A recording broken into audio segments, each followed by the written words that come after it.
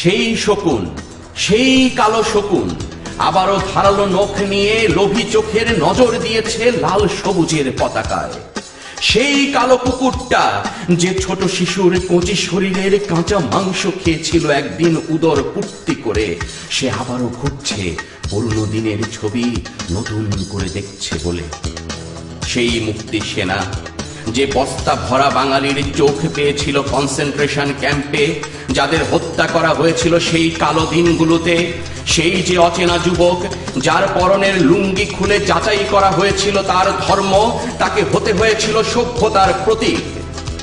সেই গাদ্দার যে দেশ মাতৃকার টানে শত্রুকূপ থেকে আকাশ যান নিয়ে আসতে চেয়েছিল এবং এসেছিল মৃত্যুর ৩৫ বছর পর আকাশ যানে চড়ে।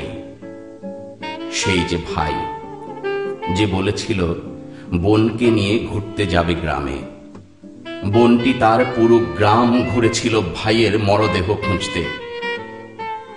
সেই যে প্রেমিক যে তার প্রেয়সীকে বলেছিল লাল শাড়িতে তোমায় সাজিয়ে নিয়ে যাব আমার করে, মেয়েটি তার প্রেমিকের রক্ত মাখা শরীরটি জড়িয়ে ধরেছিল, তার শাড়িটি হয়েছিল রক্ত লাল।